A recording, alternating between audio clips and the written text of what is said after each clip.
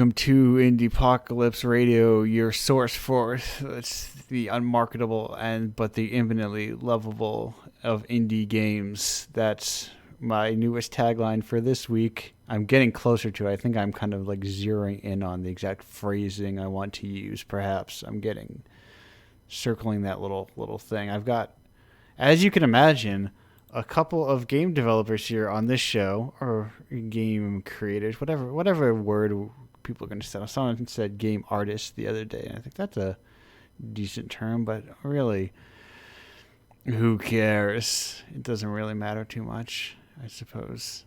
But speaking of game developers, we've got our first one here from issue 26 of Indiepocalypse with Late to the Party. It's Patrick Batch. Patrick, how are you doing today? Hello, I'm good. I guess I'm a game maker? I don't know. Are you a game maker? What I get if someone forced you to give yourself a concrete label you cannot change. I'm always just like I think I'm a finger pointer, if that Okay. makes sense. You point Uh fingers at things? yeah, like as a designer, you kind of like point your fingers at your design and then you tell other people who actually know how to code or make art or anything what to do. To Okay. like do this. Do this thing. So I'm a finger pointer. Oh, that sounds a lot better than ideas, man. Yeah, exactly. Which sounds insufferable. Yeah, whereas I mean a finger pointer is also insufferable, but at least you're admitting to it, you know? Right, right. There's a certain uh, amount of taking the blame. 100%. But speaking of taking the blame, Patrick, what is to blame for you learning about Indiepocalypse? That is a great segue. So I learned about Indiepocalypse because as I was finishing the Late to the Party, I realized I should try to get people to actually play it. Bold And for bold. so I not know not it's really a finger pointer's job. no, yeah. And so I pointed my finger at a bunch of the game jams that were happening on Itch.io, and honestly, this sounded like one of the more interesting ones. And I looked at kind of the back catalog, and there's a lot of like diverse games on here, just like different styles, different kind of just all sorts of different things going on. And so I was like, ah, sick. This seems like it'd be a good fit. And so that's why I'm here today, I guess. No, that's the classic way I've found. People just like, oh yeah, I just clicked on jam pages and I saw it and there it was. Look, if it's not broke, don't fix it. You know. Yes. But so late to the party. Tell me a little bit about late to the party broadly. Point at someone. Imagine you don't have any fingers to point at. No PR folks to point your fingers at. You have to point them at yourself, and Well, I mean, you have to tell this me. is this is the third time I've ever not just pointed fingers and actually made a game myself, and this is kind of the most, I would say, complete game I've made. And it was very interesting and more arduous process than I had realized at first. So I did the parties, I guess, a visual novel. It's a short visual novel about kind of a real life experience I had of being at a wedding and not wanting to like interrupt people so you could come out to them.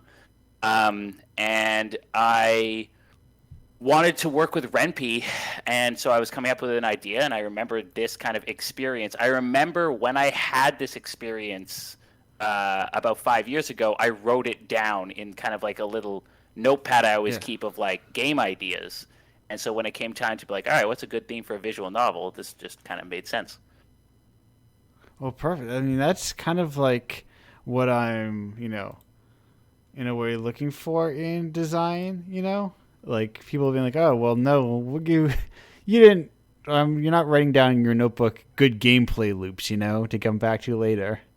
No, it was like literally, I was at this wedding. I was 25. I hadn't seen a bunch of my university friends in a while. And like, I was newly out at home and I just wasn't out to any of them. And I was like, I want to bring this up, but like, I Yeah. also want to like hear about what's going on in your life, and I don't want to be a dick. I also don't want to like take away any of the kind of, the importance of like the people getting married. And I just remember that being like just a kind of an awkward experience. And then at the end of the night, I was like, huh, I'm gonna remember that one for something. I don't know Yes. what, but I want to remember this experience. Yeah, And you're like, I have a whole list of those, and this one just I don't know. It seemed like the easiest when it came time to like, all right, like make a game. This seems like the smallest idea. right. So let's work off this. And it's the most sensible, for a visual novel, which typically has, multiple dialogue choices. And Yeah, it's a different approach to like the idea of when do I interrupt these characters? Because I like the idea, honestly, sort of like the interrupt button sometimes. That yeah. It's I don't think it gets used very. I'm sure. I mean, the only one that immediately comes to my mind is Asura's Wrath has an interrupt button.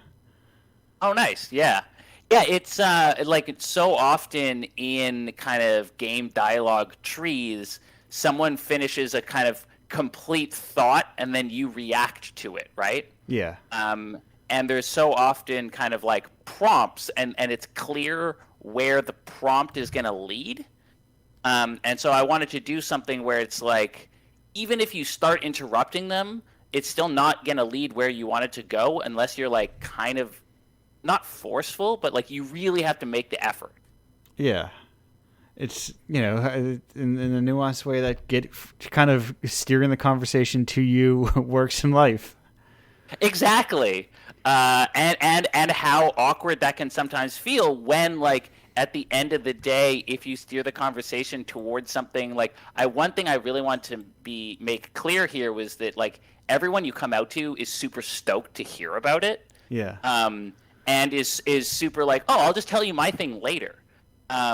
And so I wanted to make that clear, like the idea that like if you can actually get around to saying whatever it is you have to say, probably the other person is going to be interested because you care about what you're talking about, and everyone is always interested to hear about, especially what their friends deeply care about. And so that was kind of the idea behind the mechanics, I guess.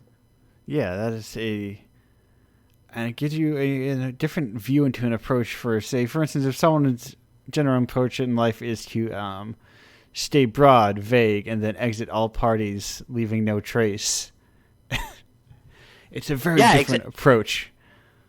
yeah, and it's I mean I will say that has definitely been my approach in the past, and I'm working to be more forward about things. Because I don't know, it's worth telling your friends about the things that I don't know matter. Yeah, clearly, talking talking personal relationships with other human beings seems like a strange idea. I'll consider it for the Fair. Oh, future. one day, aspirational goal. Well, so important question, Patrick. I gotta know if you're telling people things about your life, what do you keep bottled up then? At Well, I mean, I wouldn't tell you, right? That kind of defeats the purpose of it being bottled up. What do I keep bottled Yeah, up? like if I'm telling all these things, what do I have left in my bottle? I'm all Yeah, up. yeah. What? That's very true. I think the what I have bottled up is I have all these like silly stories that I swear I've told people, and then I'll like meet someone new that I guarantee they've never met them before, so they don't know any of my stories, and then I'll Yeah, tell them a story, and then someone I've known for like years will be like, "Oh, I never knew that story." It's like, "Oh, I guess I like didn't tell you because I just assumed at some point in the like 5 years of knowing each other that I told you this before, and I don't want to tell it to you again. So I guess I bottle up like anecdotes." yeah. Because that's that's something I think about a lot, even on this show. It's like, do I, because I'm speaking to somebody new, like 95% of the time, all of the people I'm speaking to haven't heard the things I'm saying before. But theoretically, there are theoretically repeat listeners to the show that have heard those. And how many times do they have to hear them? But how relevant, you know what I'm saying? It's, But I don't know. yeah. I listen to an insane amount of podcasts, and I kind of love when a podcast host will just like say the same story again and again, and not realize. Like I find it endearing. I like when you get to hear the story on a different show. Yes, that is a little crossover. There's nothing more fascinating. I've definitely trimmed down the number of podcasts I've listened to in general, but there's nothing more fascinating than guests becoming like the away team on a show. You know? Oh, 100%. Yeah. It is also very interesting to see how, like, if you listen to a podcast that's like a group setting and then Yeah. one of them guests on a different show, to see how they are on their own instead of in their own group is also very interesting. Like, there's a lot of really interesting kind of like social dynamics involved Yes. in podcasting. Yeah. Given that 90% of them are just like free form conversation. Exactly. Yes, Um, it's truly an exciting little world to glimpse into, of just like this strangely bizarre approach to radio. But I've realized that it is radio. I don't have to listen. There's like a nigh infinite number of them. It's impossible to keep up on them all. Well, it's there. Yeah, it's like there's infinite numbers of them, and some of them run so deep, and people care so much about them, and like millions of people can listen to a podcast, and there's just no way you've ever heard of it because there Yeah. are so many of them. And I mean that's true of so many things today. Like, but I just with podcasting specifically because of like the parasocial relationship everyone forms with the hosts. Like, I just think it's so everyone has these weird like headphone friends that they've known for years Yeah. that like maybe none of the people they actually know in their real life have ever even heard of. That's weird. Yes. Yes. Especially if they have like a different like cadence or Yeah. like speaking style or slang that you just kind of slowly, because you hear it for like 8 hours straight a week, that you like to. I when I was 18, I did I spent some time working in Australia and just like lied on my resume and said I had worked in bars for years in Canada, even though the Sure. drinking age is 19. Listen, What did I I'm get getting caught? on. I'm getting very close to lying and saying that I know what Jira and Agile are on my resume. Listen, no one knows what Jira is, That's what it so you sounds could like. just It yeah, you sounds. could just lie and say I've been using Jira for years, and then someone can come on and be like, oh, well, I've just been using Jira differently. You guys just Yeah. use it differently. You'll It, have to show me your method. and honestly, it sounds like this is a problem that like tech and then video games being tech adjacent run into, where they're obsessed with software solving their problems. And I'm sure if there were any number of other jobs I applied to, they would not even use these things at all, and they would be just as productive. But I will tell you, Jira has never solved a problem for anyone ever. Jira sucks. I don't think any of Um, these things are actually. I think these are just software. They're these cult of software things that people just buy deeply into because companies upon companies sell them to each other. 100%. Yeah, but no. So anyway, I Yeah, lied on my resume and said I've been working in bars. So I got to work in bars in Australia, which is an interesting experience. But I missed Canada so much, and so I just started listening to a bunch of Canadian podcasts, literally so I could hear the Canadian accent. Because I was like 18; it was the first time I had been away yeah, from home. I just wanted to hear like Canadian voices, you know. Didn't really care what the content was. I just wanted the accent, which was an odd experience. yeah. It has a very distinct like you start to realize. I think there are clear I mean, the Canadian accent itself is not a monolith as Oh well. no, of course not. Yeah, yeah. It's like it's there. There are so many. I mean, there are parts of Canada that I speak the like I lived in Quebec for a while, and you know, there's parts of Quebec where I speak French, and I we speak a different language. You know, Yeah, it's that's really neat. I love that about it's the same. It's the same most places that have kind of like a wide variety of regions, but it's it's any place it's that it's is really neat. huge. Any place that is huge, yeah. There's not a lot of Canadians, but there's lots of Canada, so Yeah, there's room for unique accents. right. Yes, exactly. And then, I mean, we could. Listen, I think we were talking about accents on the show. Just the last week, we were talking deeply about accents and how varied they are, and how it's just like even in like England, which is noticeably smaller, there's still like a wide variety of accents. There's urban versus rural versus all sorts of who knows.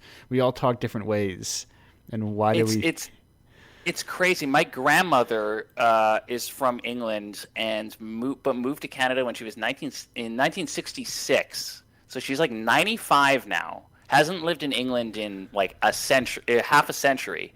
And she'll like walk down the street and she'll hear some British person talking and she'll be like, "Oh, you're from this town." And they'll be like, "Yep."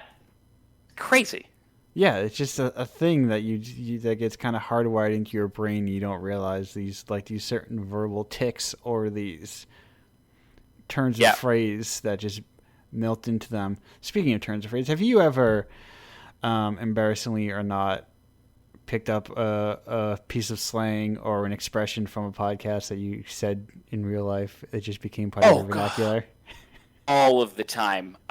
Yeah, there are certain like comedy podcasts that I listen to, and the problem is I listen to them with my partner. Yeah. And so we can use those terms all the time and we get what we're talking about. But then we interact with other people who've not heard the podcast and they just like stare at us blank-faced. So yeah, there's an infinite amount of just like verbal tics that I have. And even some like back and forth, like 2 or 3 line verbal tics that like me and them will go back and forth with.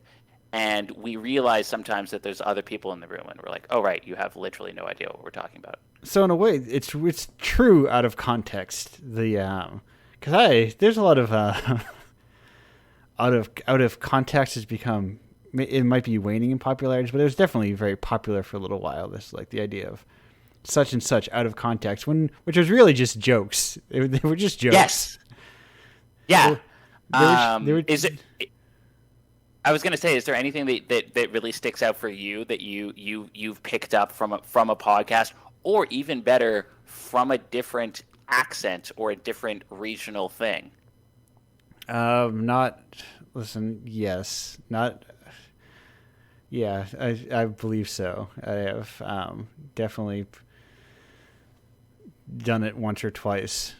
Usually it's one of those weird things where I know where some of that kind of just stays within my head and it's not spoken aloud. But sometimes you become the kind of person that says baby, you know? Yeah. Yep. Sometimes you do become the kind of person that says baby. Sometimes you say baby too, and it's a fun word to say. I like it. What? Oh, I was just gonna say, baby is a very, very particular word. Yeah. I am kind of I am the opposite in a way where I recognize, oh, these are not people that I know, which makes it very weird when you get like small glimmers of like their non-radio version, and it's like, oh, weird, that's the person, that's the actual. Yes. Like they drop their voice, or like when like a joke eats shit, and like they kind of like feel uncomfortable, or like same with a reference that doesn't quite play. Yeah. But, it's like when you hear your friends that you've just like regularly, and then you hear them in like a work context, and they have like their work voice on. Yeah. Their customer voice or whatever. Yes, but in reverse. Yeah. Exactly. In reverse. And only once have I participated, because that's also like you get naturally I fall into the rhythm of like what is the joke they're going to make, or like following the reference train, or so to speak. Mm-hmm. And once I, to my own shock, I was correct. Well, that's good. I mean, that feels good though, right? It was a really weird thing. Like I was mentally riffing, and then I riffed correctly. I was not expecting this podcast to reference what's his face, Billy Bragg, but they did. That's a very particular reference. Yeah. I mean, granted, it was like New England, which is a New England, whatever that song is called. I forget what it was. I forget the name of the song, or the name of the song. Yeah, no, yes, I said it right. I did forget the name of the song. Yeah, it's crazy because when speaking of this exact thing, when you said Billy Bragg, my mind instantly goes to like my reference point for Billy Bragg, which is a lyric from a Shad song that mentions Billy Bragg. And it's just like, it's weird how as soon as you said that, like that's my only frame of reference for this person who I think is like a punk musician? He's I don't actually know. he's like a folk punk guy. Yeah. And so I don't actually know that. I just know the reference to this like one Canadian hip hop song that mentions him. Weird. Well, It's very very weird how that works. yeah, it's right. And then I think about so references on top of references on top of references all the way down. The one thing I occasionally think about is whether, and this may not play to a Canadian, but it's the idea if when, if not right now, will people no longer be aware that the Flintstones were a cartoon and not just like mascots for products? That's interesting. Yeah. Yeah. When like will people think like, oh, right, this must have been the cartoon for that cereal company, or Right. whatever. It's like, yes. How different are like culturally are they already past it where they're indistinguishable from like the Trix Rabbit or something. Yeah. They're just cereal mascots, not like this weird honeymooners thing. That's really interesting.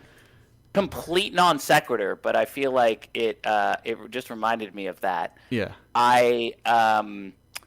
There was this like flea market in Montreal that used to go to regularly, and they had these there was just like a bunch of stuff, cool stuff there. You'd always go, and my rule is I had to buy one thing and one thing only, or I just want to buy everything in the store, or like in the place. Yeah. Because they had like antiques and like vintage comics and records, but then also like stuffed moose heads, like literally everything, right? Right. And there was this one guy that was selling these pins, and every time I'd go there, we with someone new, we would buy a pin for them, and it was the Rude Dog fan club. It was these like very 90s aesthetic kind of Rugrats-esque pins that said like Rude Dog fan club on them. And then one day I was there by myself, and I was talking to the guy, and I was like, how many of these pins do you have? And we counted them up, and he had like 300 of them. So I bought them all. And then I looked it up, and it was some like failed surf and skate company that existed for a single year based out of California. And they made like surf and skate wear, and they had a children's like TV show they produced to market the surf and skate brand. Just called Rude Dog, and it was like kind of classic early 90s anthropomorphic animals in like 60s muscle cars kind of thing. You can picture the aesthetic. Yes. And is it that is it that classic Chupo Eastern European aesthetic, or like a different? No, it's more like the Rugrats or what's wait a minute. Yes, I think I'm familiar with this actually. Ren and Stimpy. Yeah. Like that kind of like very like kind of almost very lo-fi animation style, but big bright and like 90s colors, lots of patterns. Yeah. And it was just so odd to me that this company that like basically never existed. It existed for a single year, and it produced this cartoon, and the cartoon is apparently absolutely terrible. Somehow, this one like flea market vendor in Montreal, Quebec, had 300 of their promotional pins, and nothing else of theirs. Yeah. I just found that so weird.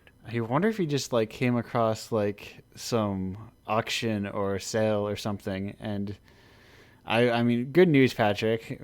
As of August 30th, 2015, Rude Dog has been once again trademarked.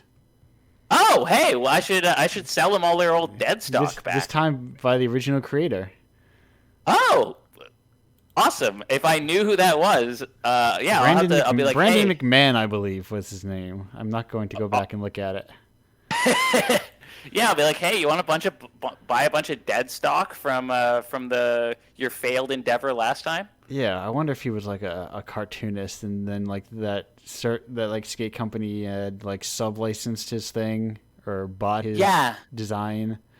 Who knows? I will say it's like the designs are pretty sick. Like for a while, I remember I wanted to get my partner like a shirt from theirs, so I looked it up, and they're like crazy expensive because it's just '90s stuff that's like it's really expensive on eBay. Yeah. And so I found one of their posters, but it was like really really bad quality. So I brought it into Photoshop and like upscaled it like manually, and then got it printed on a shirt. And yeah, like because I think their designs are really neat.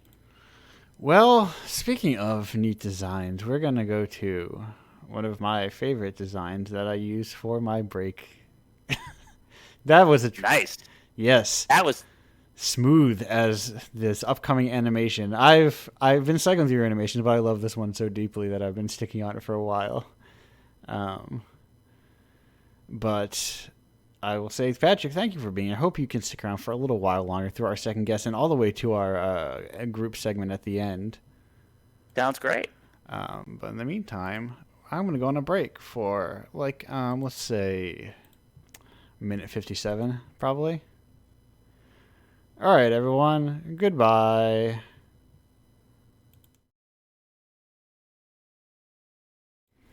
Hello and welcome back to Indiepocalypse Radio. That was Downtown Boys with Wave of History. We are here with the next guest of the show, who you may know from issue 23 of Indiepocalypse with Horse at the Hearth, Smut. I don't know. It's all caps Smut. I don't know if I have to hit it harder or not. You but have to scream it. yes, I'm not going to scream right now. There's someone who probably doesn't want to hear me scream somewhere in this house. But Screaming it's smut. yes. That I have to answer a question later. I Yeah, don't I feel like see. it. It's Spider. Spiders, hello. How are you doing? Hello, hello everyone. I'm doing good. Oh, perfect. That's the best way to do because it prompts no follow-up questions. Great, great show.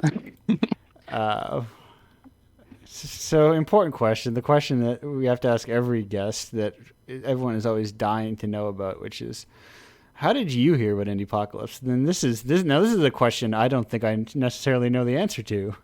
Oh, okay. I thought you might. So I think, like, I think there are two answers to that. Like the first thing, or like the most, like immediate, is I guess I heard from you when you actually like invited me to Yes. be in issue 23 with Force at the Half. And so I guess that's like my, direct connection to like Oh, wait a minute. getting there. But actually, I think I knew Indiepocalypse before, like for a while, and I like from like the sidelines, I guess, Yeah. or like when I'm like randomly scrolling through it, I Okay. always like saw it and was like really, oh, that's such a cool project, and I need to submit something for it.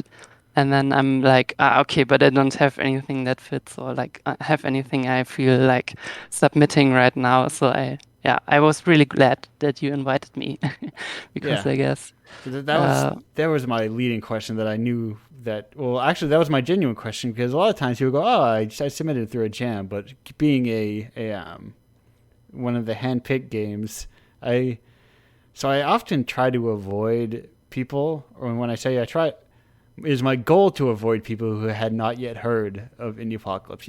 Widen the net, as it were. But frequently, I often get people like yourself. They're like, "Oh yeah, I knew what it was." I'm like, "Wait a minute, how did you know what it was?" yeah, I think it's also that, sometimes it's like a bit like difficult to take this step to like be like, okay, I really want to submit this work. Like for me, for example, I'm always a bit like reckless with my Yeah. like game stuff, No, like yes. just throwing it out or making something for like, like a small gem or something, and then sort of forgetting or like, being a bit careless about it. And I think, like sometimes you need to have a little push to like Yes. No, I go that have extra step. great respect for the idea of the glorious train wrecks to Indiepocalypse pipeline. Great pipeline, yeah. I got a late breaking update here from my phone that says that project by the actor. Spars, are you familiar with the FMV sequel to the Roberta Williams FMV classic Phantasmagoria 2, A Puzzle of Flesh. I know Phantasmagoria. I'm not sure I know Phantasmagoria 2. Is it like...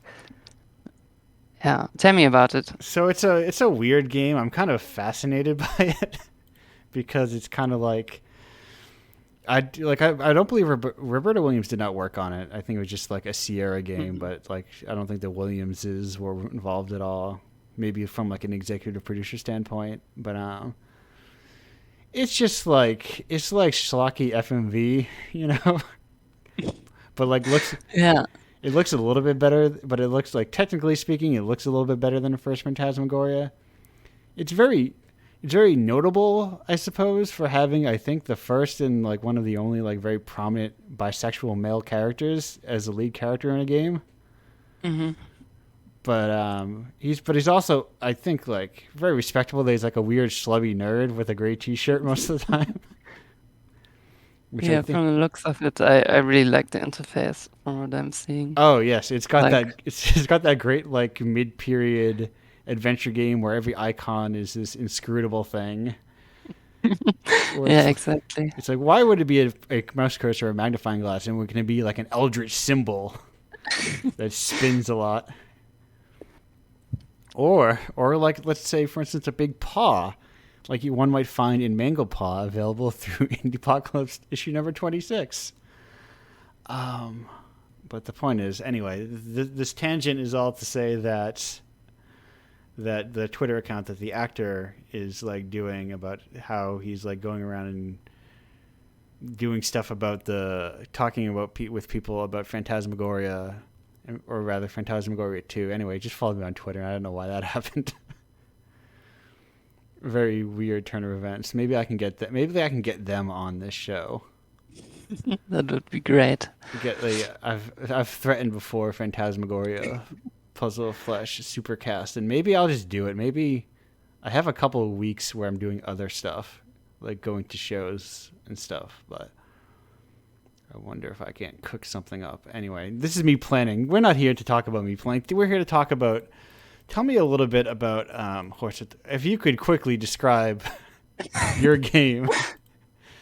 If I can, yeah. Yes. So The elevator version, if you will.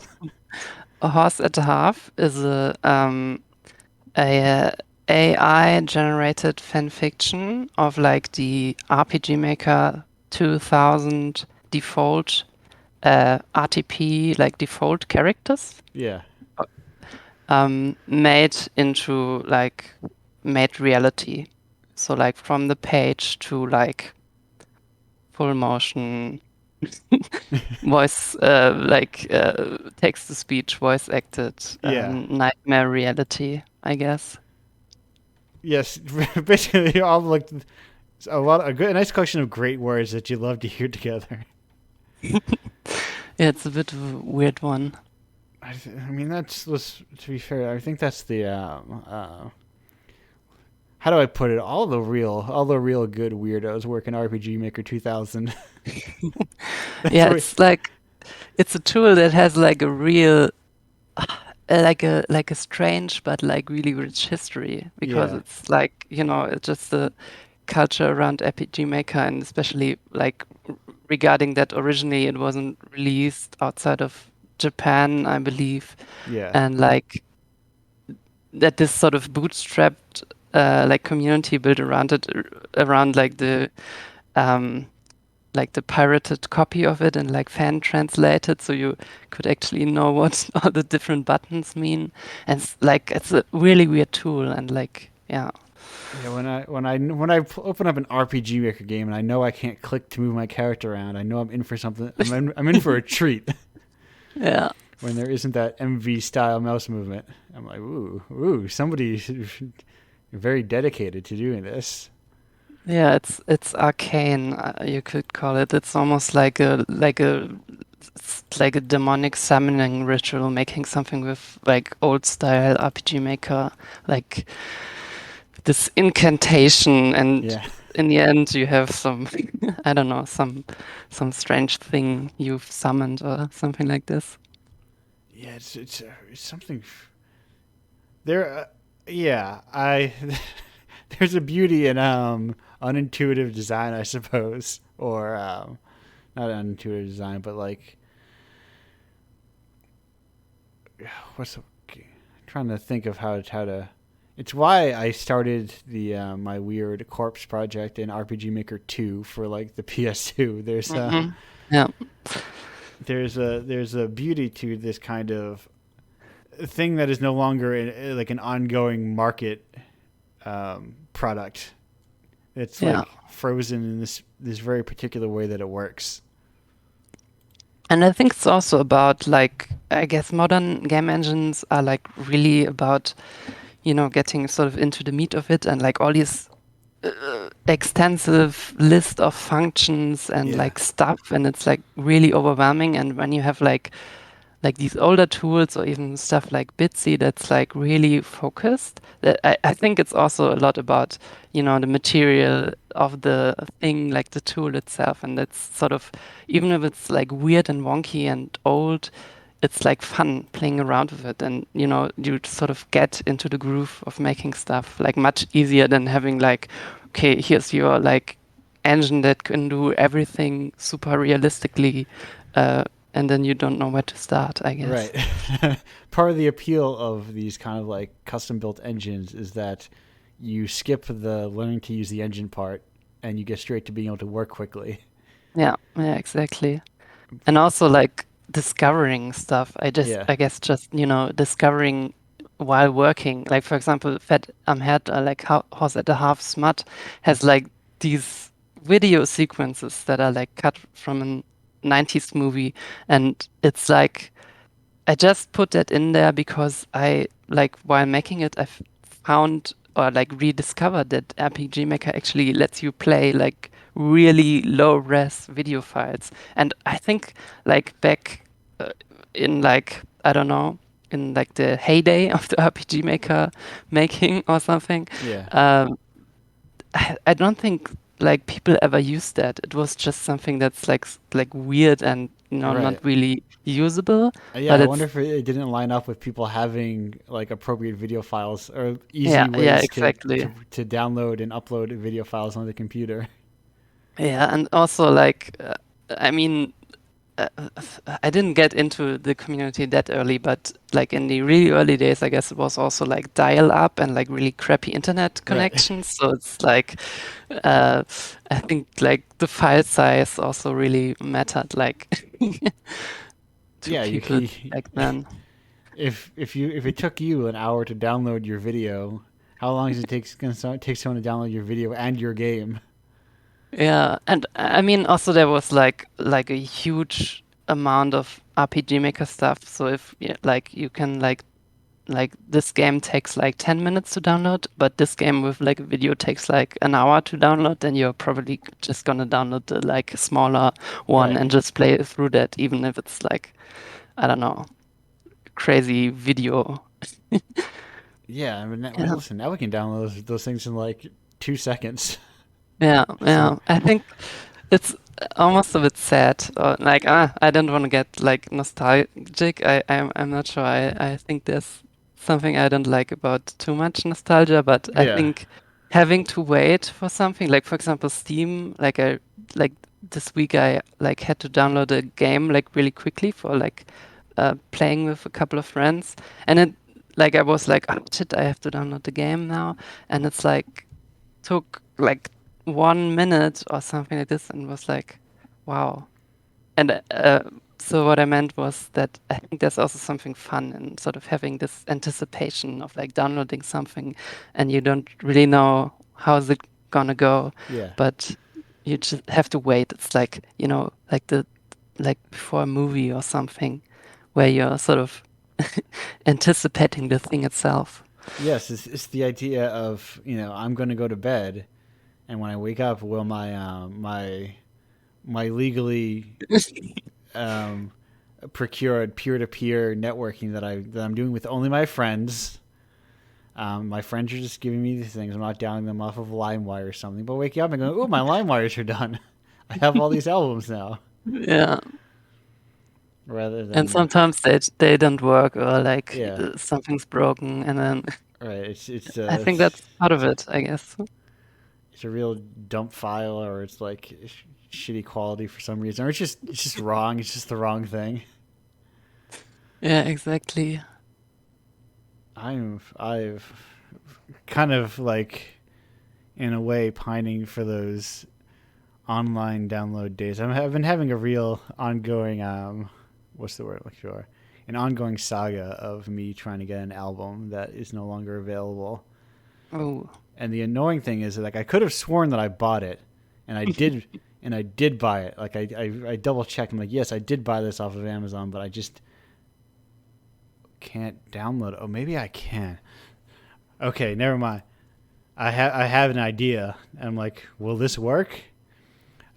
But anyway, I was going through like a Newberry Comics, like looking through the CD section, looking for like maybe there's one lying around. But things got too easy, and now I'm like, how do I get something extra legally without having to navigate through a million, uh, you know, clearly virus websites, and I don't know how to do it anymore. Or like the culture has moved past because we expect everything to be just sort of online forever, mhm. Yeah. and just kind of always available. How do you, always available to us, and that's a weird.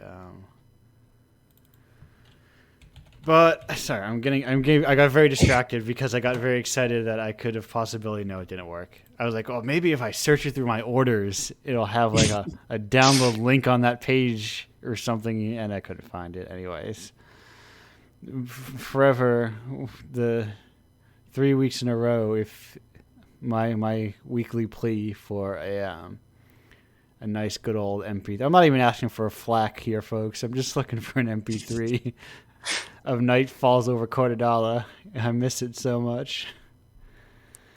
I learned about it the wrong way when I went to go boot it up on my phone, and I was like, not available for streaming. What's wrong? What's going on? And then I saw this whole news story. Anyway. Spiders, have you experienced like lost media in your life, or something you wanted and like so that you could not find it anymore, Uh, or like you really yeah, had to yeah, track it down? definitely. A couple of times. Like actually, I was just thinking about also, I mean, like getting back to RPG Maker, I Yeah, guess. Like there's like a lot of stuff that's lost now because it was uploaded in these like crappy, BB boards and like file sharing sites that no longer exist, like yeah. weird stuff. Dead And it's rapid like, gator links as far as the eye can see. yeah, exactly. And it's, I guess the like big stuff, it's still around. I guess you're not gonna ever, like maybe, but probably not lose like Space Funeral or something. Yeah, But like weird scripts or like one-off things or like things from like people who only ever made like one like crappy demo and then, that's it. That's just, I guess, it's like similar with like film in like the last century where like a lot of the early stuff is sort of like degraded and yeah, it's like weird because the internet has this sort of like expectation of things being like forever or like with like at least like the big platforms, but like there's still a kind of like degradation or like signal loss in like links breaking yeah. and stuff getting pulled down and Right. Or just like file sharing sites just shutting down, or like file hosting sites, and yeah because there were probably a lot more. There's probably a lot less of them than there were back in the early 2000s, and because yeah and everyone. also uh, sorry, yeah, go No, I was ahead. gonna say everyone was using something different, and now we've kind of like everyone goes to like Google Drive or Dropbox or something else, that you lose like your rapid share, speedy share share zone or in whatever other ones that were around, any number of things that whatever they could put share on. Yeah, and also with like YouTube, after a while implementing stuff like uh, content ID and things like that. So you Yeah. have like old videos that for some reason get like tagged, just like going down and getting blocked. And that's that, I guess, They if the creator isn't around anymore. did they I mean did they I'm sure this video obviously survived, but they took down I remember they took down the original like I can't believe you've done this video, I believe. Or done that. Oh no, I can't remember now. Where the guy just gets hit in the face. It's like Mm-hmm. 10 seconds long. And these, like, just, oh no, it promotes violence, perhaps. Who knows? But, like, yes, no, yeah, as things get content ID'd, as things get scrubbed, as things get, like, as accounts just kind of fade and get auto deleted or something. Yeah, exactly. I think about the true heroes back in 2005 that are uploading the Window Movie Maker lyrics videos that are somehow still around. Yeah, and it's like it's really a process of like archiving that stuff. And I think there's like, different projects for like different contexts. And I think there's even like archival project for RPG Maker stuff Yeah. or, other things like cassettes and old, zines and stuff like this on like archive.org or like websites as well, like the like GeoCities and stuff like this. But Yeah. it's like an actual curatorial archival process.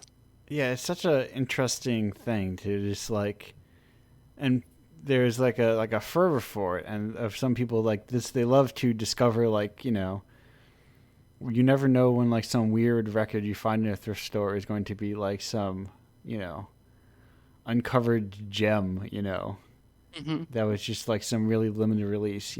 That's how. Is that not how like something like the Shags came about? Like Patrick was talking about earlier. I'm sure they just like somebody found this album somewhere, and they're like, "What is this thing? It's kind of wild sounding." And they just like, well, I guess I'm gonna get the rights to it or the ability to reprint it. And like, yeah, who knows what kind of like just like how many space funerals are just lying around in someone's hard Yeah, drive somewhere, some old Tumblr. It's Yeah. like the layout is already broken or something like this. And I mean that's kind of what I'm trying to prevent in a way in doing this. And I'm like kind of like, well, at the very least I have a zip file with all these things on it. And Hmm. I'm kind of like moving that zip file around to other people. But like, who knows? Nothing will last forever. So you can't like who knows like itch is great, but what if itch goes away, What if itch has gets some VC money and a change of heart? I don't even want to think about it. Right. Then where do you go? I'm already it's a chore, but like I'm in the process of trying to like make sure that I can sell everything through my own website, which means I have to upload all that and everything. But like you never know when things are going to go away.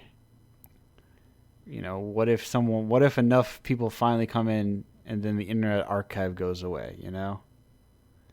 Yeah. Who archives the archive? Well, I tell you, one thing will always be around, and that's Glorious Trainwrecks, because it's like Yes. it's just this monument, and like the site already looks like it's, if it would be like a building, it would be coming apart at the seams, I Yes. think. And it's also sometimes it's like they got like server errors or like temporary errors, and it's always like a bit scary, but it's still around and still kicking, I guess. Yeah. No. It's like it's like I drive by a house fairly frequently that I think used to be like a convenience store, but it's boarded up and overgrown, and it has been for like probably a decade, but it's still there. People have built around it, but for some reason, I don't know if just nobody's selling it or nobody wants it or what. And these things just kind of exist forever through sheer persistence. And I hope Glorious Trainwrecks exists forever as well, as a monument to design, really, you know. Mm-hmm. But I've thought about it. Sometimes I think about dipping my toes into different things, you know, here and there, wondering like, you know, for like Indiepocalypse bonus stuff. And sometimes I think about Glorious Trainwrecks and that kind of thing, but it's like, is that putting money where money not ought be, you know? But anyway, that's just me thinking loosely, Mm-hmm. aloud, as I do often on this show, because this is the one time I get to speak out loud about Indiepocalypse kind of stuff. But anyway, speaking of talking out loud, we've been talking out loud for a while, and we're actually gonna go on break. Spires, thank you for being here, both in the zine and on the show. Yeah, thanks. I'm going to we'll be back in 2 minutes and 46 seconds, more or less. Goodbye.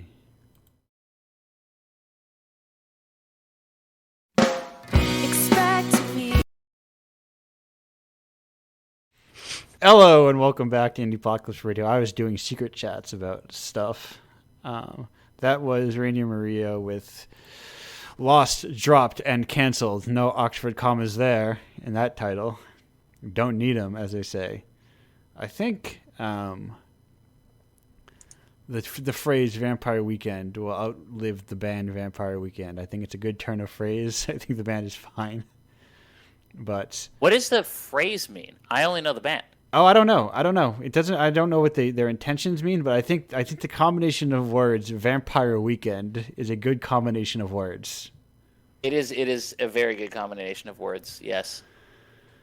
But the band is fine, give or take. You know. It's of an era. It's good. Yes. It's good for a kick of nostalgia. Yeah. But I think it is of the bands of that era. It is one that I don't think holds up. Yes. As well. I've been going back, as you know, as you can tell from the pre-show and from my ramblings in the second segment, I've been kind of like going back to those mid-aughts or late-aughts, early 2010s bands and going, how are these still? You know? And like my shining light is number one. I think Tyson Dronicus The Monitor is like, I think it should be canonized. I think it's like top shelf, front to back bangers of an album, like a true. I would tend to agree. I think that like a lot of the specifically kind of like UK jangly pop or like pop indie from that era is really good. Like Yeah, I don't know. Franz Ferdinand has such a special place in my heart. Block Party's always going to be good.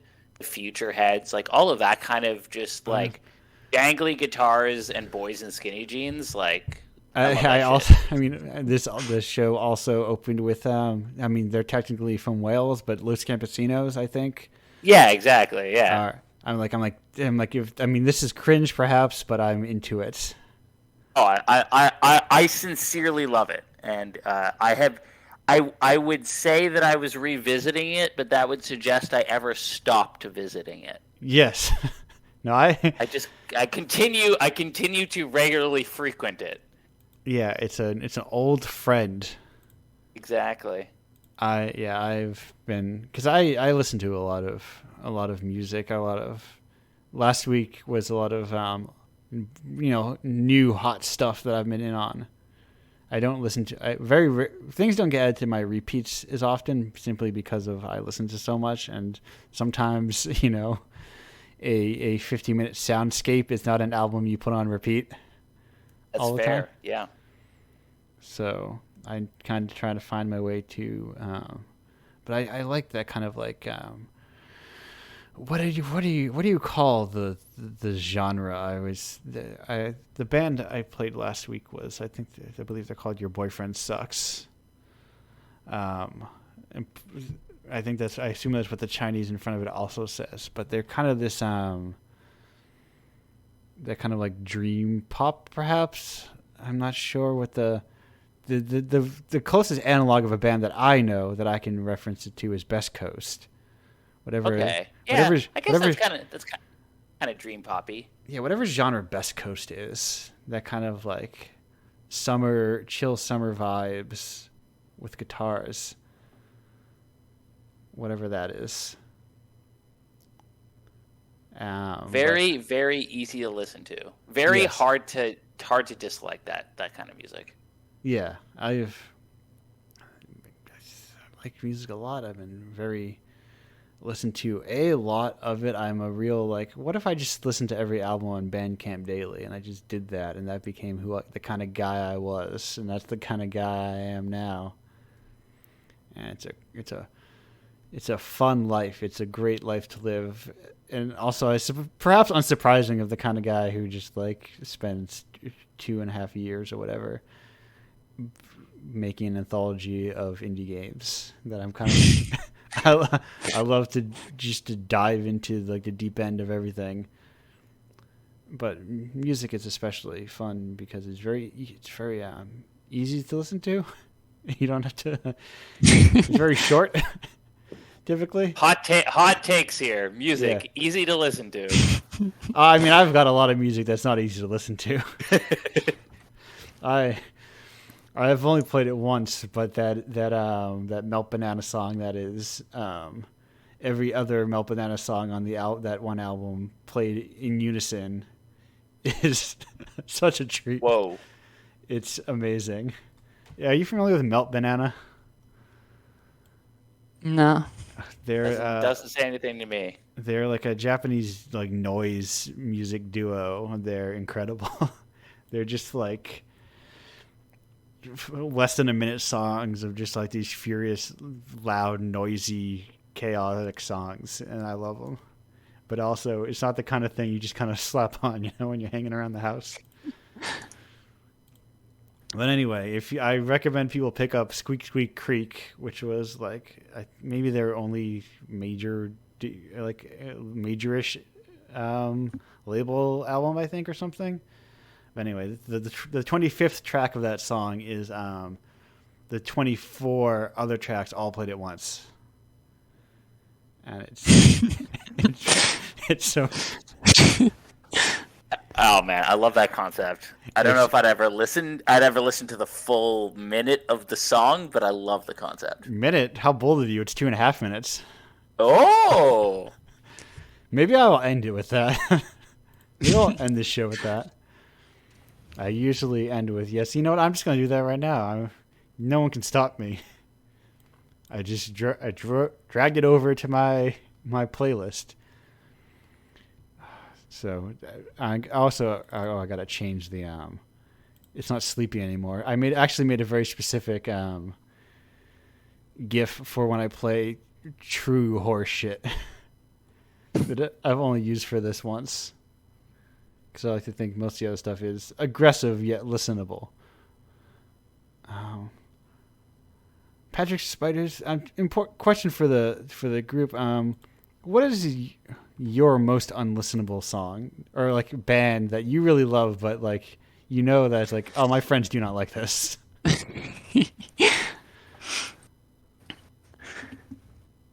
Shall I go first?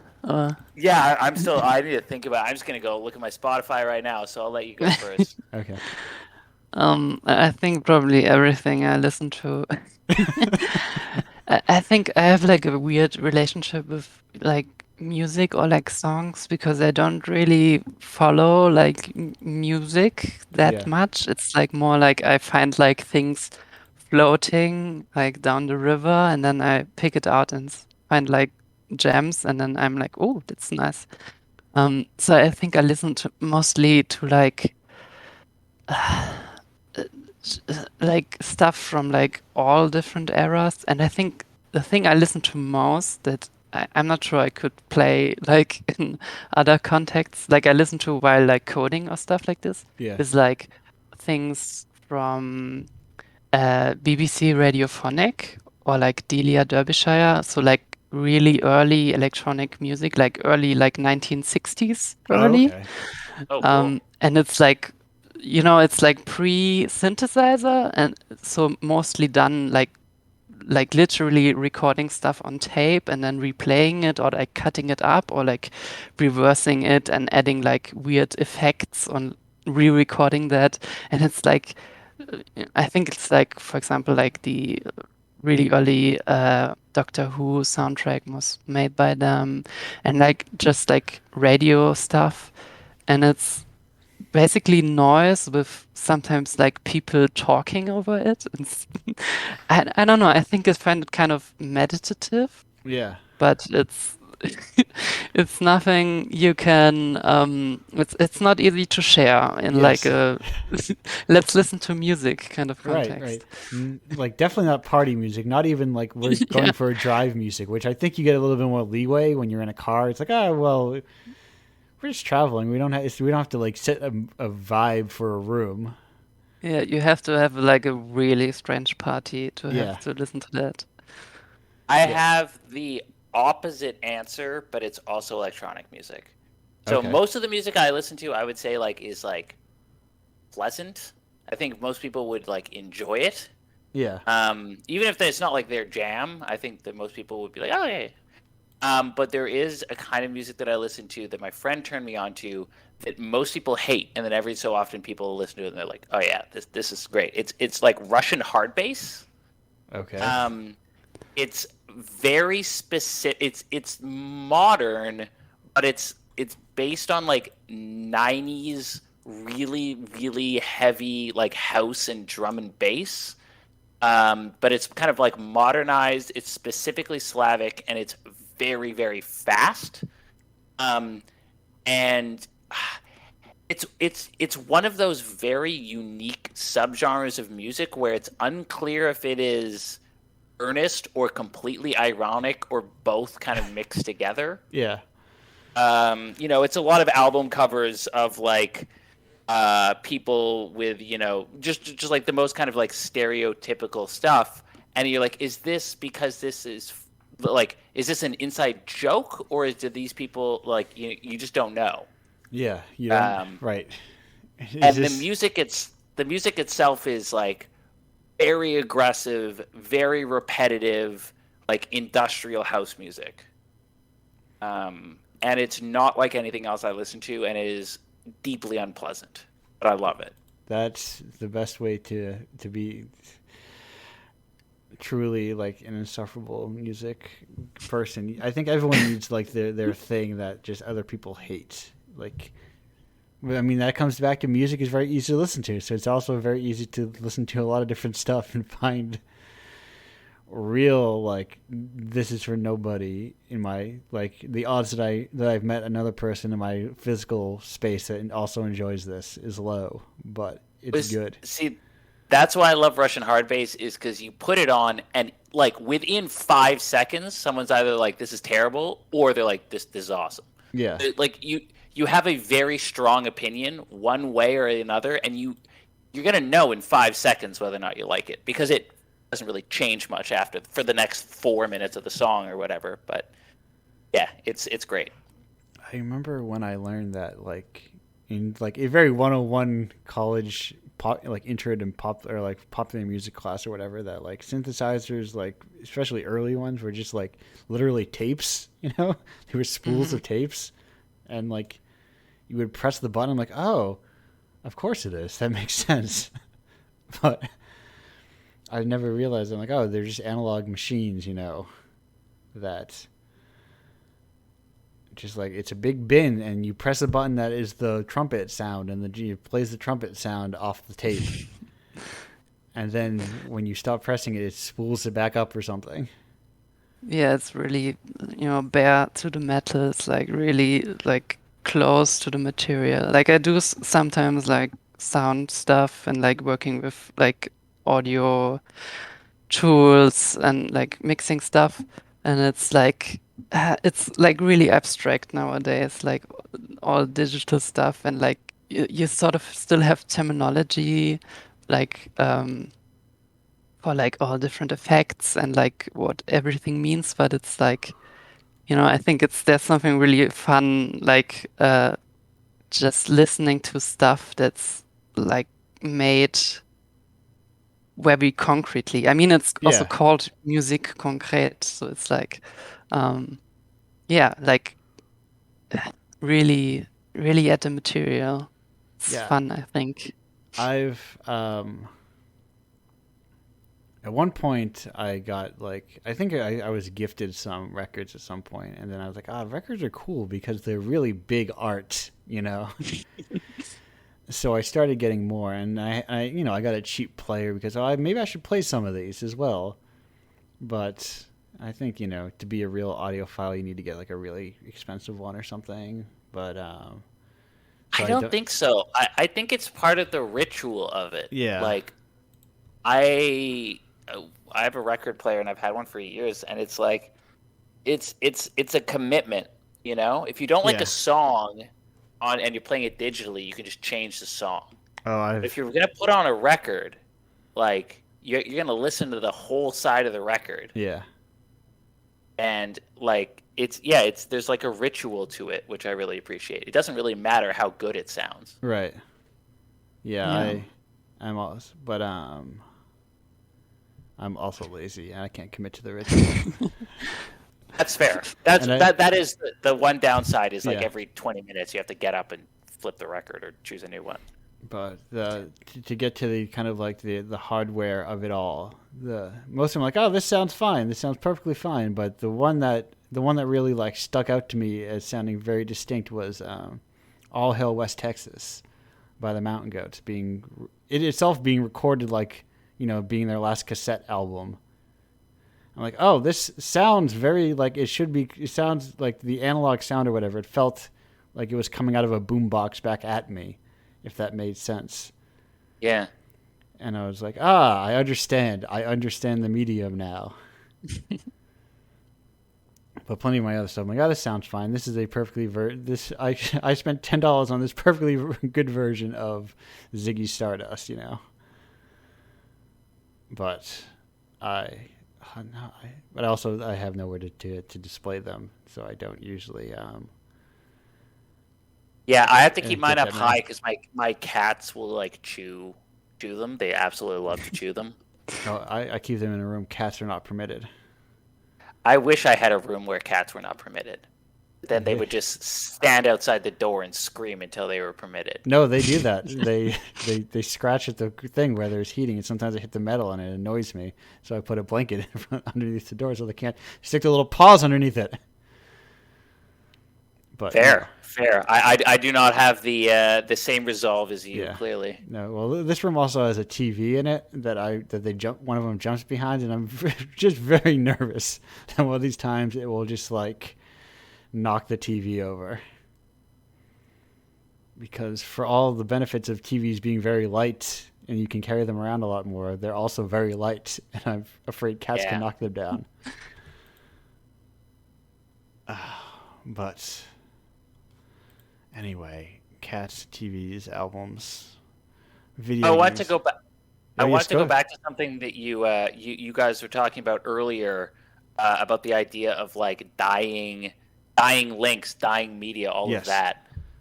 Because I work a lot in the ARG space before kind of making the kind of games that I do now, and that like there's an ephemeral quality to that is incredibly annoying to try and preserve Right. because so many of the things are it like it's all about online puzzle solving and that kind of thing, and so much of it is like, oh well, this is in reference to the Guatemalan embassy website page that you can actually find on like on their back end, blah blah blah. And then the Guatemalan embassy updates their security, and then all of a sudden your entire like part of your game is just forever broken. Yeah.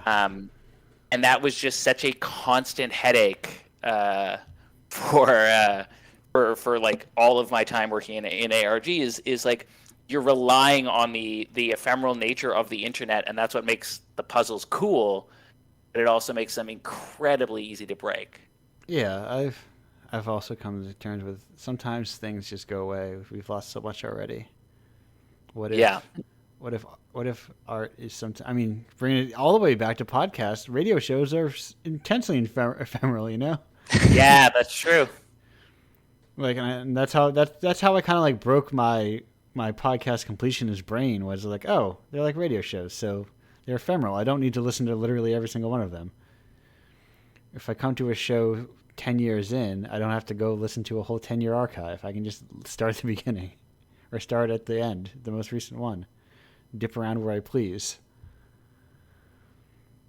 And it's... Yeah, that makes sense. It's especially with the fact that there is so much amazing stuff to watch and listen to and everything. Yeah. And then everyone suggests something to you and you're like, wow, does that mean I have to watch all 5 seasons of this, or do I have to play every single version of this, every single version of this game? Do I have to can I just play the most recent one and see if I like it? Or will I be completely lost because it's all internal references and a storyline that will make no sense to me? Yeah. Yeah, and that's the weird thing about games is sometimes they are like a linear thing where it's like you have to go one to another. But sometimes they're just like software, you know? You just play the most recent one. You kind of get the idea. Yeah. And there's very rarely any indication which one is which. Yeah. Yeah, especially since people have dropped numbering nowadays and it's just subtitles. Yeah.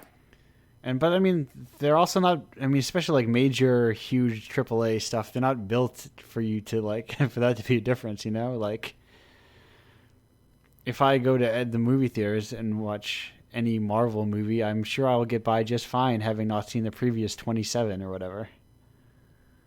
That's fair. Because they're built by design to be broad enough to have like this kind of easy drop-in appeal.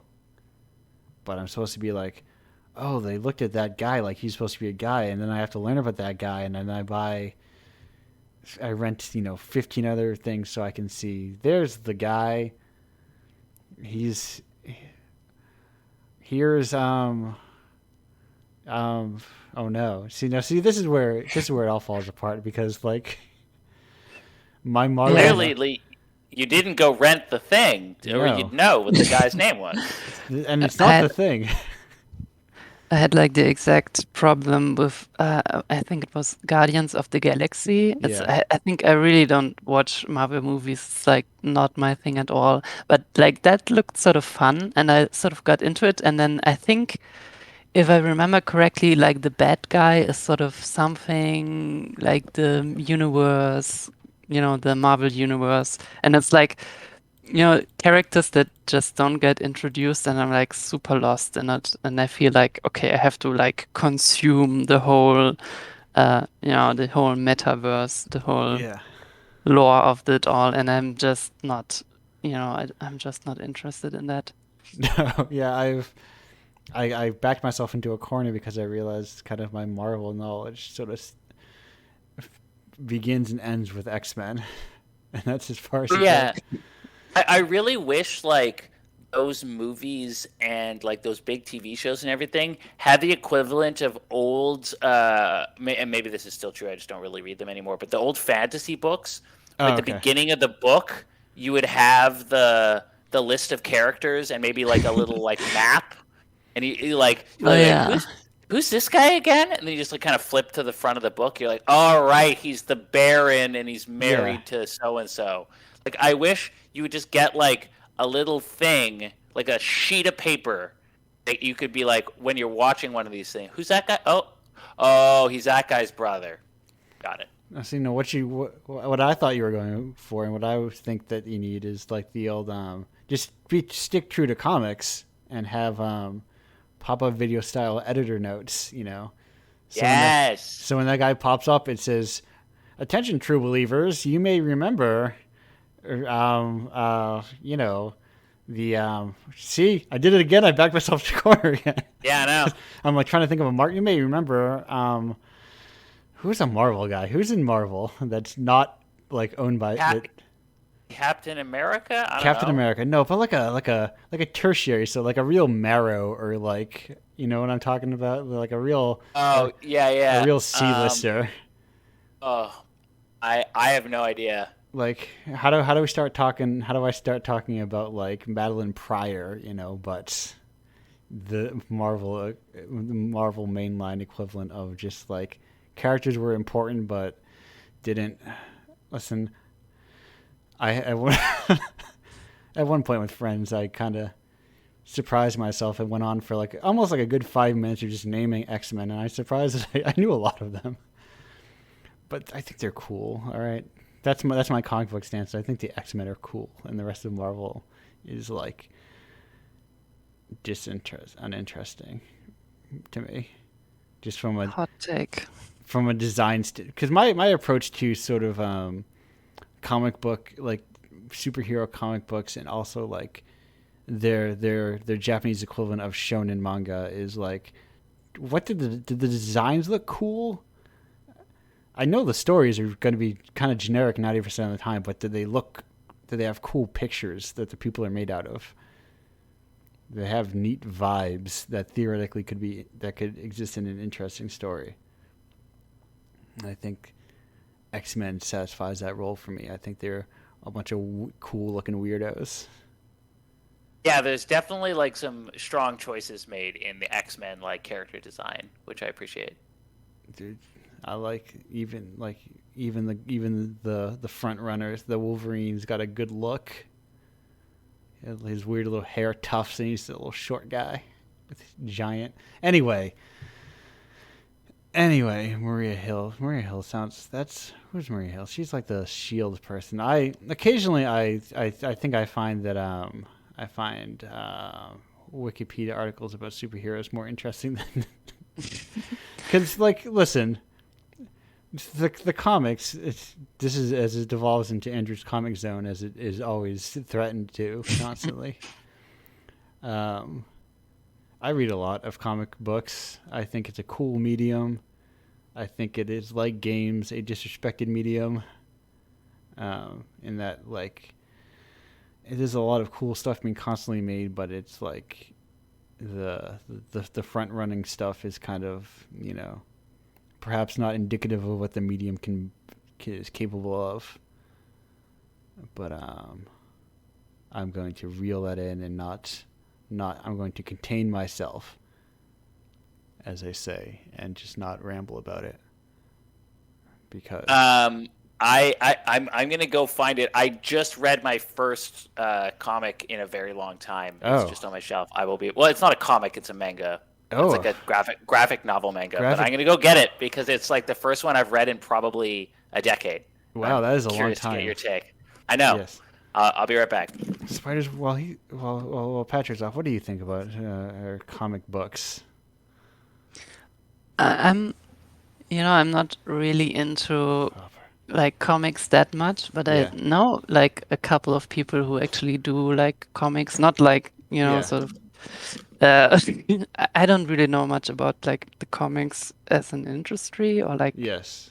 the culture around it, but do like I guess independent comics or like zine comics and stuff like that, and I think like it's I I love that stuff. Yeah. It's like I mean, similarly, that's why I did my whole Koosh collaboration episode, which is on the screen right now. Issue. Oh, cool. Which I found it, and people are probably going to make fun of me because this is like a big deal. I will promise not to make fun of you too much. All right, Junji Ito. Oh, okay. Yeah, that's kind of. Yeah. Yeah, I was like, ooh. I was getting really like surprised. Or like, ooh, what's it gonna be? Which one was it? Is it Uzumaki? No, it was Sensor. Oh, okay, like the newer one. Yeah, with the hair. Yes. Junji Ito's good. I like him. Yeah, it just seems like I don't know. It's if you're gonna read one comic in 10 years, it's probably gonna be one of these. A friend of mine recommended this to me, and it was at the library, and I was like, oh, I don't think I've read a graphic novel since probably since I was in university. So I figured I'd pick one up. Yeah, and, he does cool stuff. It was very in the deep end. Yeah. But I quite liked it. Oh, Junji Ito's very light stuff. Very, very casual affair. Yeah. maybe. See, this is one of those situations like with music where you're like you get so far in you don't even know what the deep end is, and you're like, gee, there's a deep end. That's, but I really like his stuff. I actually the last book I just finished was like whatever newest collection they put out of his, which was a lot of his early stuff. And Cool. And you realize like that guy was working in like girls magazines and stuff because like oh weird it's all the main characters are women and it's a lot of like relationship stuff and like I guess I can see how an editor would say this would fit into a girls magazine kind of stuff, but then it's also horror. Like it's like why was he in this stuff with a bunch of romance manga and like that makes sense. My recommendation of like I would say my favorite recent graphic novel out of Japan, and I don't know if they do graphic novels in the same way they do in the U.S. I don't know if they're all serialized and some in graphic novels are just like short run serializations or not. I don't know if there are like Fantagraphics, and he didn't start off with strictly shoujo stuff, but like I think he started off in like shoujo magazines, like is where he got his start. I think a decent amount of horror people might have, but My Broken Mariko I really like immensely. My Broken Mariko? Yes, it's one of my my recent faves of manga, and it's just like killer stuff. I love it. I'll give it a try. And I recommend go to your local libraries and get them. You don't need to buy everything. That's the thing. Like I was at the library to get a bunch of cookbooks, and then I saw that was there, and I checked it out. Also, huge recommend go to your library and get cookbooks because like they have a ton, and then you can actually try out cookbooks before you commit. Right. I mean, go to the library to get all your books. Just go to the library. The library is sick. Yeah, they have like so much, and I don't know if it works the same in Canada, but in the U.S., library networks, you can just order books to your library. Yeah. Well, also, if you have like an e-reader, you can sign up for you can just get free books directly on there. Right. You need to go to places. When I was in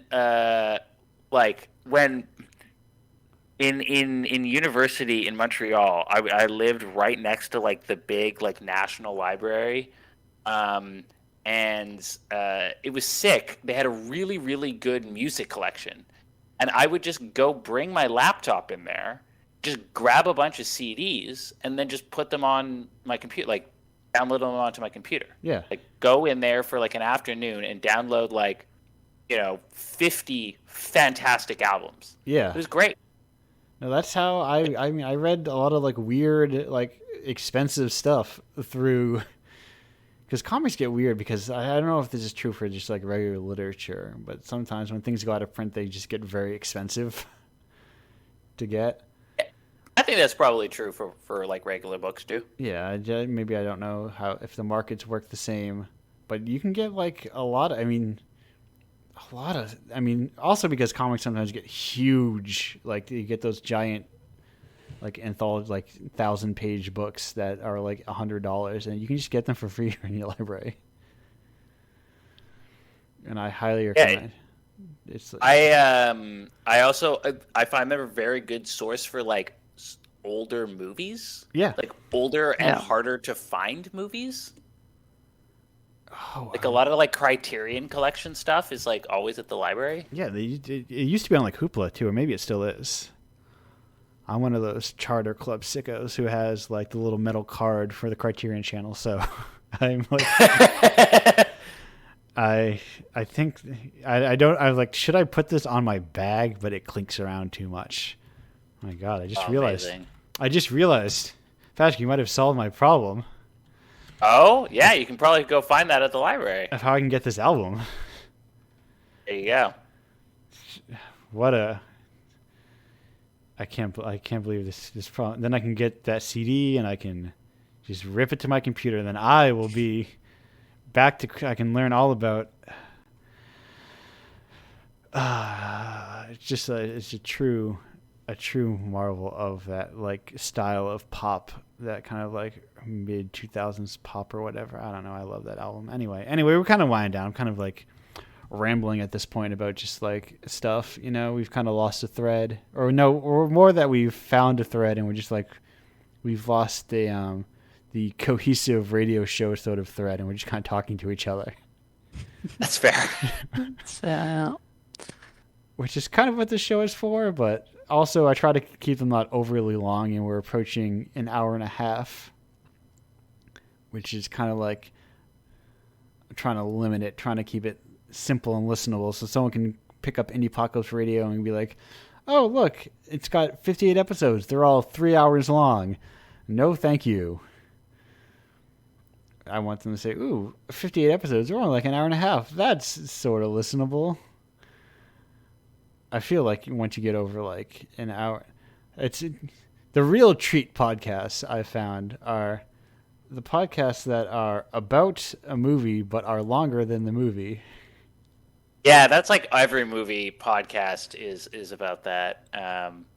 I appreciate podcasts that are about a movie and they talk about a movie for like 10 minutes and then they just go on about their own thing. It's like, oh, okay. This is great. I want to hear obsessive. I've realized that I love when people love things, Mm-hmm. and I want to hear all about those things.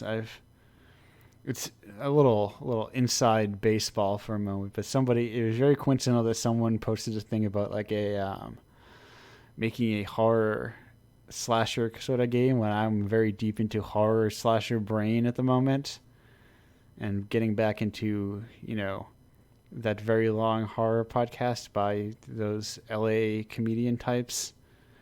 And I was like, oh man, Last House on the Left, that one? No. I'm talking with Gorley and Rust.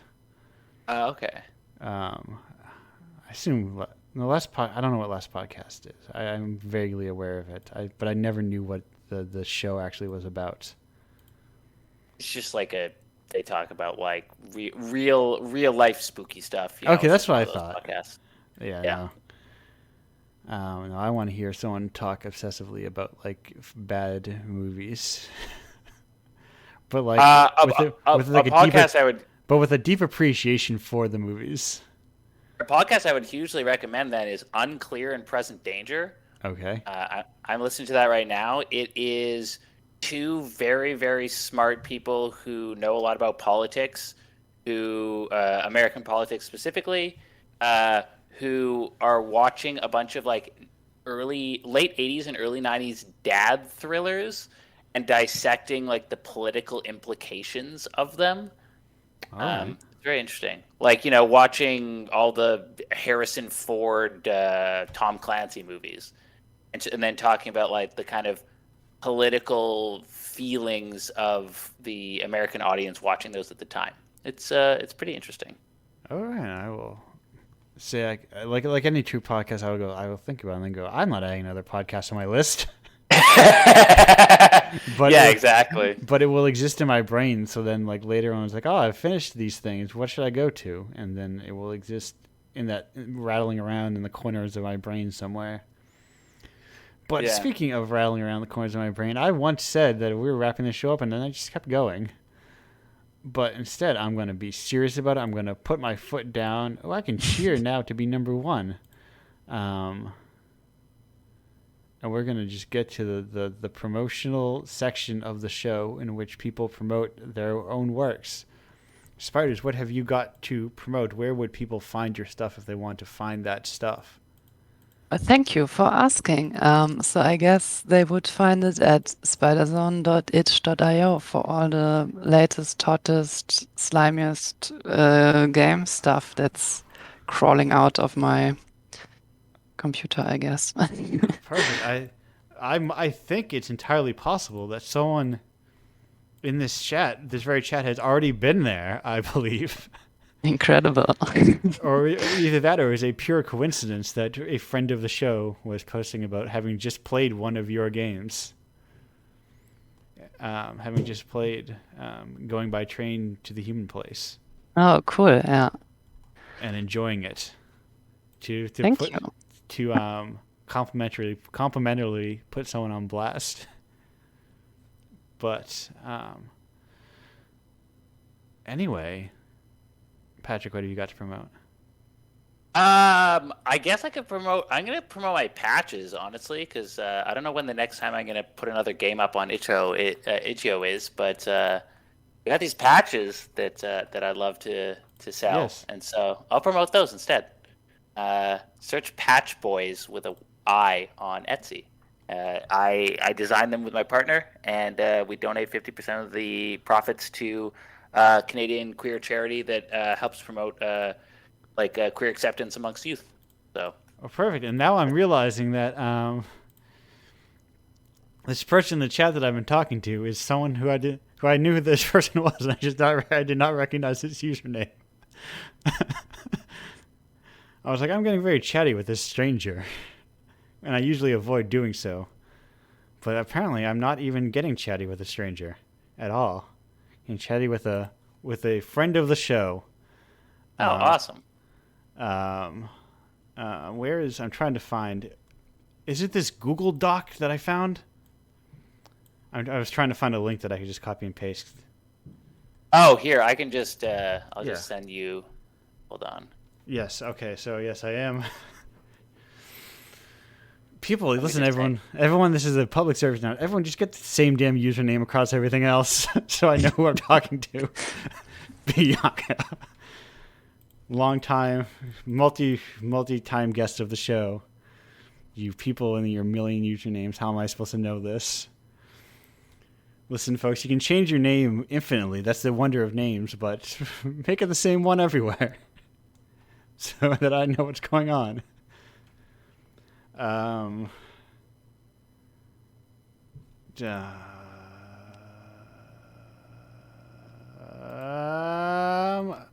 don't know. I was like, why? What am I buying time for? It is you finding that link. Oh yeah, I just sent it. Oh right, Discord doesn't give because I'm routing everything through Voicemeter.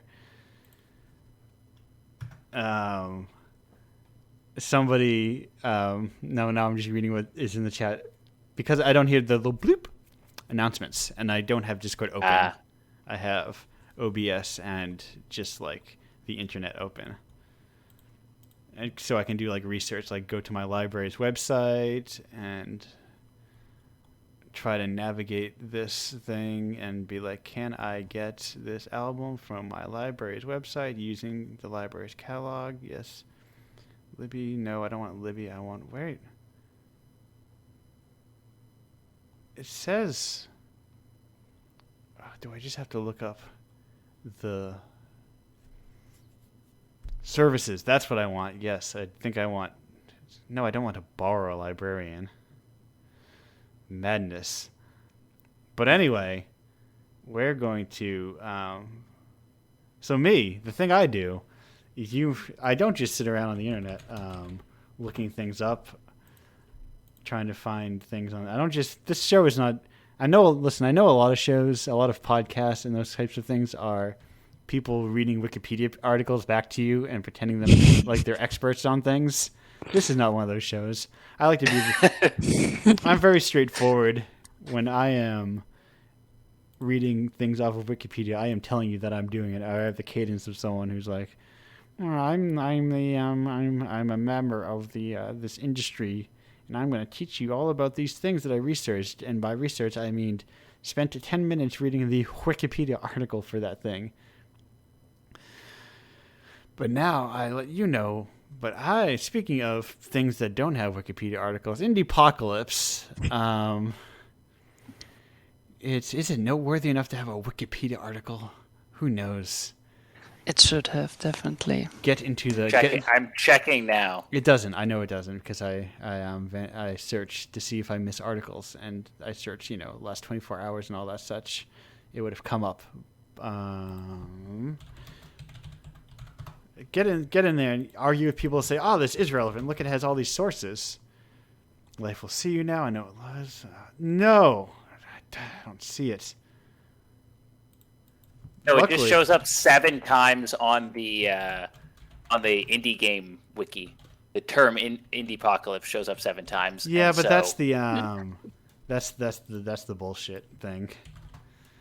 yeah, no, I know. I just think it's funny that if you search it, it immediately goes, "Did you mean indie games?" Yeah. So Nightfall. Okay, so fortunately, I live between 2 library networks, so I can double dip because I have one near. I have like 2 nearby me. Nope, that's the name of the town. I need to add library to it in order to find it. So yeah, I can double dip and try and do it that way. And they've changed all these things. They changed all these websites. Now I don't remember how to find the place that says just let me search the catalog. But oh no, neither of them. What a cursed life I live.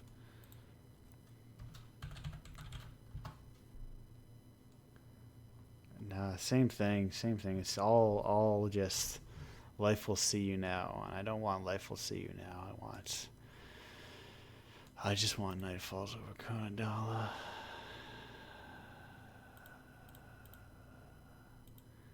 I'm taking a trip soon. Taking 2 trips soon. Maybe I'll stop by some record store on the side of the road and say, "Hey, do you have a copy of this so I can have it forever?" Anyway, buy Indiepocalypse. Indiepocalypse.com is where you can find the website. That's the name of it. It's got stuff. It's got like little pages for all for some of the contributors. So you can be like, who's this person? Look, it's got all their links and stuff. I'm trying to create a central hub that I can then spread that central hub outwards into other people's places. I want to take like a megaphone or something. It's there's no clean metaphor for it, but I want to take a spotlight and then I'm going to take a mirror and I'm going to shine that light around on a bunch of other people. There we go. There's the metaphor. I found it. But go there, buy it. Indiepocalypse 27 just came out. I just paid like $500 something to all the contributors and royalties just this morning. So like it all that's like a full Kirby almost. I think I've paid all the developers in Indiepocalypse 27 like at least a full Kirby. That's they can turn that money into AAA video games even. It's an exciting world that we live in. That long past the days of just the $20 that turns into maybe a nice pizza. They can now get 3 to 4 pizzas with the money they get from Indiepocalypse. A whole week of pizza if you just get like Domino's or something. It's a day from making indie games. Yeah. It's more money than a startling number of people have received. But anyway, there's also a Patreon. It's got that. I got all that stuff. I've been trying to really angle people to sign up for the $5 one because it seems like a real easier sell. You get one new game for only $5 every month, and they're cool games. I made a whole thread of all those cool games. Yes, it was yesterday. And I was like, wow, when you line all these games up there's a lot of cool games here. It's very impressive, like what people have made over this year change. That's it, I think. I think I've kind of as I watch Mikey and Nikki. It's a good movie. Now that everyone's Peter Falk pilled, I love that movie. It's real special. It's a true treat of a film.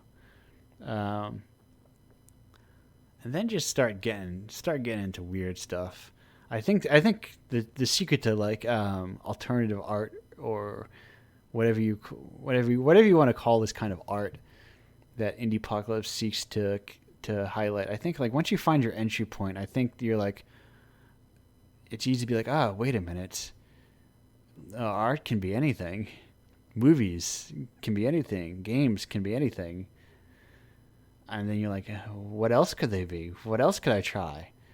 And there's this thrill and discovery of becoming a person that is broadly unrelatable to your friends and family, but you also really enjoy things.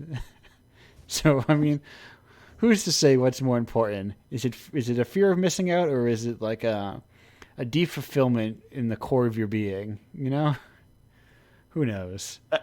And also go to the library. Yes, go to the library. That's the best way to get all this stuff.